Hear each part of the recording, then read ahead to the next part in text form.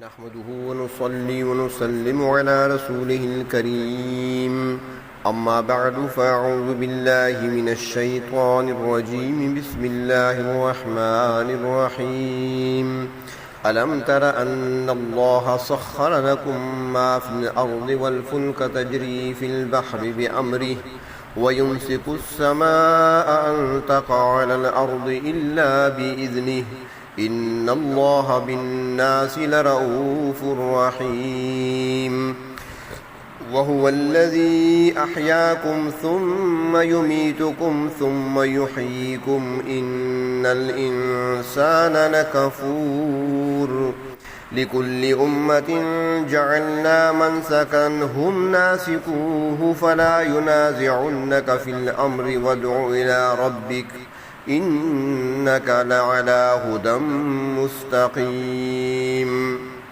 وإن جادلوك فقل الله أعلم بما تعملون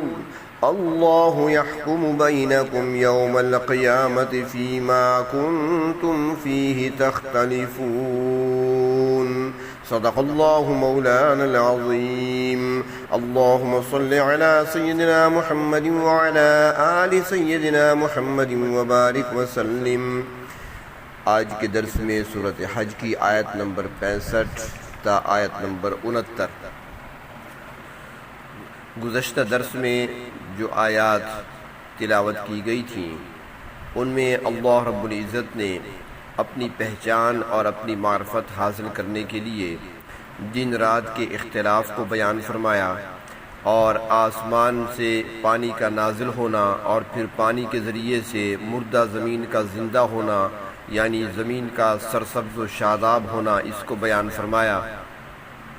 اور اللہ رب العزت یہ نشانات قدرت اس لیے بیان فرماتے ہیں تاکہ انسان ان میں غور و فکر کرے اور اللہ رب العزت کی وحدانیت کو پہچان سکے اور اللہ تبارک و تعالی پر ایمان لے آئے۔ یہاں بھی اللہ رب العزت نے اپنی قدرت کی کچھ مزید نشانیوں کا تذکرہ فرمایا ہے۔ ارشاد ہوا الم تر، اے مخاطب کیا تم نے دیکھا نہیں ہے؟ دیکھنا دو طرح سے ہوتا ہے، ایک ظاہری آنکھ سے دیکھنا ہوتا ہے اور دوسرا علمی طریقے سے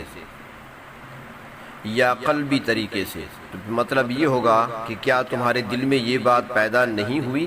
یا تمہارے علم میں ابھی تک یہ بات نہیں آئی، اور اگر ابھی تک تمہیں اس بات کی سمجھ نہیں آئی تو اب آ جانی چاہیے کہ ان اللہ سخر لکم ما فی الارض، بے شک اللہ رب العزت نے تمہارے لیے مسخر کر دیا ہے، یعنی تمہارے کام میں لگا دیا ہے کس چیز کو؟ جو کچھ زمین میں ہے۔ زمین کی تمام اشیاء اے انسان تمہارے لیے مسخر ہیں، تمہاری خدمت پہ لگے ہوئے ہیں، اور تم ان چیزوں سے فائدہ بھی اٹھا رہے ہو۔ سورۃ بقرہ آیت نمبر 29 میں ارشاد فرمایا خلق لکم ما فی الارض جمیعا، اللہ رب العزت نے زمین کی تمام چیزیں تمہارے فائدے کے لیے پیدا فرمائی ہیں، اور ان چیزوں سے انسان فائدہ اٹھاتے ہیں۔ بعض چیزوں سے براہ راست فائدہ اٹھایا جاتا ہے اور کچھ چیزیں ایسی ہیں کہ جن سے بالواسطہ طور پر،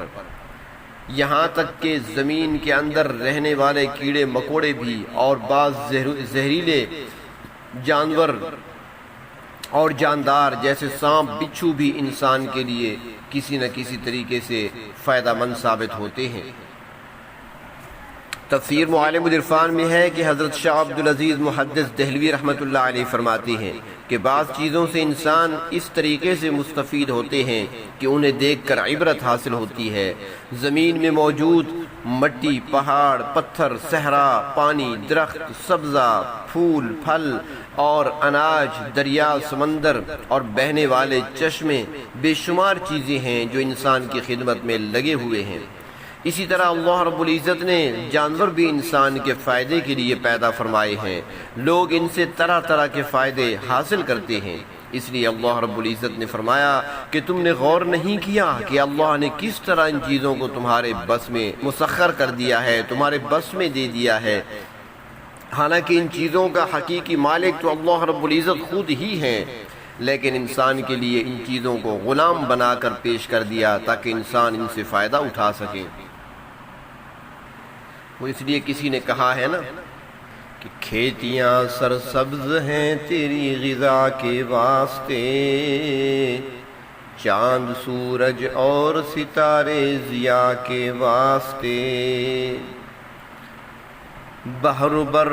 شمس و قمر ماء و شمع کے واسطے، سارا جہاں تیرے لیے ہے اور تو خدا کے واسطے۔ فرمایا وَالْفُلْكَ تَجْرِي فِي الْبَحْرِ بِأَمْرِهِ، اسی طرح اللہ رب العزت کے حکم سے سمندر میں چلنے والی کشتیوں کو بھی تمہارے تابع کر دیا۔ سمندروں میں کشتیوں کا چلنا یہ بھی اللہ رب العزت کی نشانیوں میں سے ہے، اور اللہ رب العزت نے انسانوں کو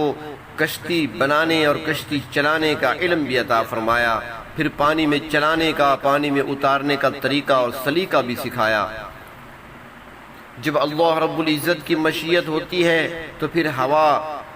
موافق چلتی ہے اور کشتی منزل مقصود تک جلد پہنچ جاتی ہے، اور پھر جب اللہ رب العزت کو منظور ہوتا ہے تو پھر ہوا مخالف سمت میں چلنے لگتی ہے اور سمندر میں طوفان برپا ہو جاتا ہے، اور بڑی بڑی کشتیاں اور بڑے جہاز اپنے سامان اور سواریوں سمیت ڈوب جاتے ہیں۔ اس کا انحصار اللہ رب العزت کی مشیت پر ہے، کیونکہ یہ اللہ تبارک و تعالی کے حکم سے ہی چلتی ہیں۔ اور پھر اللہ رب العزت نے آسمانی نظام قدرت کی طرف توجہ دلائی، فرمایا وَيُمْسِكُ السَّمَاءَ أَن تَقَعَ عَلَى الْأَرْضِ إِلَّا بِإِذْنِهِ، اللہ تعالیٰ کی ذات وہ ہے جو آسمان کو زمین پر گرنے سے روکتے ہیں۔ اللہ رب العزت نے آسمان کو بغیر ستونوں کے کھڑا کیا ہے، اور پھر ایسا نظام چلایا کہ نیچے وہ گرنے بھی نہیں پاتا مگر اس کے حکم سے، اور اس میں یہ اشارہ بھی دیا گیا کہ آسمان کو اللہ نے ایک خاص مدت تک کے لیے تھام رکھا ہے۔ پھر جب قیامت کا وقت آ جائے گا تو اللہ تبارک و تعالی آسمان و زمین سے اپنی حفاظت اٹھا لیں گے، آسمان زمین پر گر پڑے گا اور زمین کی ہر چیز تباہ اور فنا ہو جائے گی، اور جب آسمان و زمین کا پورا نظام درہم برہم ہو جائے گا تو اس وقت قیامت برپا ہوگی۔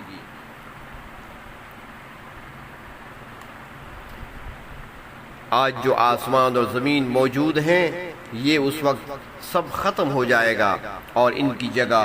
اللہ رب العزت دوسرا نظام لائیں گے۔ فرمایا ان اللہ بالناس لرؤوف الرحیم، اللہ تعالیٰ لوگوں کے ساتھ بڑی شفقت والے اور نہایت مہربان ہیں، اور یہ اللہ رب العزت کی شفقت اور مہربانی ہی تو ہے کہ اللہ نے کائنات کے پورے نظام کو انسانوں کے فائدے کے لیے اپنے کام پر لگا رکھا ہے، اور یہ تمام چیزیں انسانوں کی خدمت کر رہی ہیں۔ جس کے ذمہ جو ڈیوٹی ہے وہ وہی انجام دے رہا ہے، اور اللہ رب العزت نے ایسا مسخر کیا کہ جانوروں کو دیکھ لیا جائے۔ اللہ رب العزت نے ان جانوروں کے لیے کوئی عدالت بھی نہیں بنائی کہ وہ ہمارا گریبان پکڑ کر ہم سے پوچھیں کہ مجھ سے کام تو زیادہ لیا جاتا ہے، سارا دن مجھے بھگایا جاتا ہے، مجھ پہ وزن زیادہ لادا جاتا ہے، لیکن مجھے خوراک پوری نہیں دی جاتی، مجھے آرام کے لیے وقت نہیں دیا جاتا۔ کوئی ایسی عدالت اللہ نے نہیں بنائی، بلکہ وہ غلام بن کر ہمارے ہر حکم کی تعمیل کرتے ہیں۔ فرمایا وَهُوَ الَّذِي أَحْيَاكُمْ، اور اللہ تعالیٰ کی ذات وہ ہے جس نے تمہیں زندگی بخشی ہے، ثُمَّ يُمِيتُكُمْ، اور پھر وہ تم پر موت طاری کریں گے۔ گویا موت اور زندگی اللہ رب العزت کے ہاتھ میں ہے۔ ایک وقت آئے گا ثم یحییکم کہ وہ تمہیں دوبارہ زندہ فرمائیں گے، اس کے بعد تمہیں اللہ رب العزت کے سامنے پیش ہو کر اپنی زندگی کا حساب و کتاب دینا ہوگا۔ پھر اس دن انسان کی ہمیشہ کی کامیابی یا ناکامی کا فیصلہ ہوگا۔ فرمایا ان الانسان لکفور، بے شک انسان البتہ ناشکر گزار ہے۔ اللہ رب العزت نے انسان کو زندگی عطا فرمائی اور پھر اس کے ساتھ ہدایت کے سامان بھی مہیا فرما دیے۔ کفر اور شرک سے بھرے ہوئے مردہ دل لوگوں کو ہدایت عطا کی اور انہیں حقیقی زندگی کا راستہ دکھایا۔ بعض اوقات ایسی بھی ہوتا ہے کہ اللہ تبارک و تعالی انسان کی اپنی بدعقیدگی اور اپنی بدعملی کی وجہ سے اسے ایمان کی دولت سے محروم کر دیتے ہیں، اور پھر ایسا شخص کفر، شرک اور نفاق میں پھنس جاتا ہے اور ہمیشہ کے لیے ناکام و نامراد ہو جاتا ہے۔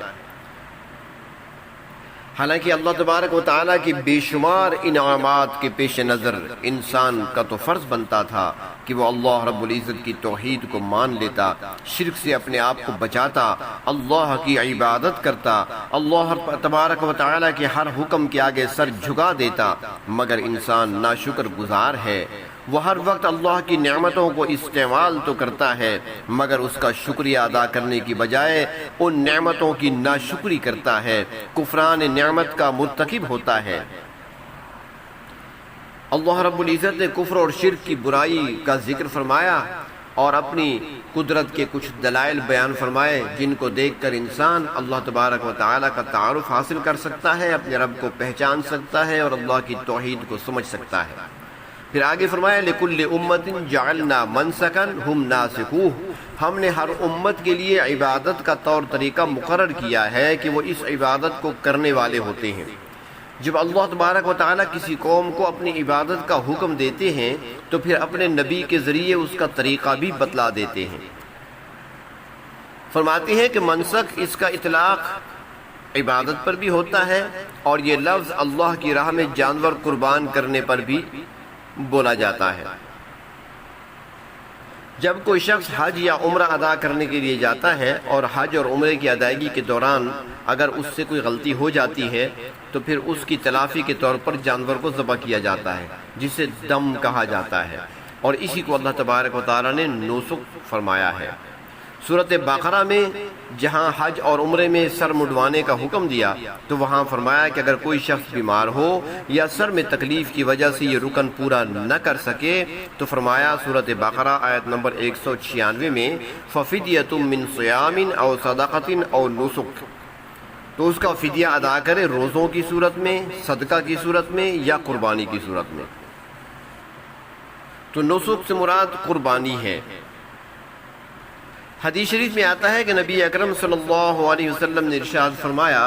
کہ عید الاضحیٰ کے دن ہمارا سب سے پہلا کام نماز ہوتا ہے، اس کے بعد اللہ کی راہ میں جانور قربان کرتے ہیں۔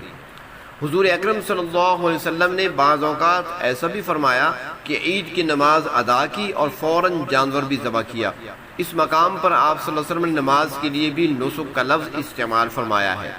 کہ عید کے دن ہماری پہلی عبادت نماز ہوتی ہے، اور قربانی کے لیے بھی نسک کا لفظ استعمال کیا گیا ہے، جیسا کہ سورۃ انعام آیت نمبر 163 میں ہے قُلْ إِنَّ صَلَاتِي وَنُسُكِي وَمَحْيَايَ وَمَمَاتِي لِلَّهِ رَبِّ الْعَالَمِينَ، کہ اللہ تبارک و تعالیٰ نے اپنے پیغمبر صلی اللہ علیہ وسلم سے فرمایا کہ آپ یوں کہیں کہ میری نماز، میری قربانی، میری زندگی اور میری موت سب اللہ تعالیٰ کے لیے ہیں جو تمام جہانوں کے پروردگار ہیں۔ تو اللہ تعالیٰ نے فرمایا کہ ہم نے ہر امت کے لیے عبادت اور قربانی کا ایک طریقہ مقرر فرمایا ہے، فَلَا يُنَازِعُنَّكَ فِي الْأَمْرِ، لہٰذا کفار و مشرکین کو اس معاملہ میں آپ سے کوئی جھگڑا نہیں کرنا چاہیے۔ آپ تو اللہ کی رضا کے لیے قربانی کرتے ہیں جبکہ وہ بتوں کی عظمت کے لیے جانور قربان کرتے ہیں۔ ان کا فرض تو یہ تھا کہ وہ قربانی کا وہی طریقہ اختیار کرتے جو اللہ رب العزت نے ہر امت کے لیے مقرر فرمایا ہے، نہ کہ وہ مشرکانہ طریقہ اختیار کرتے۔ اور پھر جب اللہ رب العزت کی طرف سے ایک بات طے ہو چکی ہے تو اس معاملہ میں ان کو آپ کے ساتھ جھگڑا نہیں کرنا چاہیے۔ مفسرین اکرام فرماتے ہیں کہ ہر نبی کی امت کے لیے دین ایک ہی رہا ہے اور ہر امت کے لیے قربانی کا طریقہ اور دیگر عبادات بھی مقرر ہیں۔ تو جب تمام امتوں کے لیے اللہ تبارک و تعالیٰ نے ایک طریقہ رائج کیا ہے تو پھر یہ کافر اور مشرک لوگ اللہ کے حکم کے خلاف کیوں کرتے ہیں اور آپ کے ساتھ جھگڑا کیسے کرتے ہیں؟ ان کو تو چاہیے کہ جو آپ صلی اللہ علیہ وسلم ان کو طریقہ بتاتے ہیں وہی طریقہ اختیار کریں اور اہل ایمان سے جھگڑا نہ کریں۔ پھر اللہ رب العزت نے اپنے پیغمبر صلی اللہ علیہ وسلم کو حکم دیتے ہوئے فرمایا وَادْعُ إِلَىٰ رَبِّكَ، آپ سب لوگوں کو اپنے پروردگار کی طرف دعوت دیں، لوگوں کو اللہ کی توحید اور عبادت کی طرف بلائیں۔ إِنَّكَ لَعَلَىٰ هُدًى مُسْتَقِيمٍ، بے شک آپ سیدھی ہدایت پر ہیں۔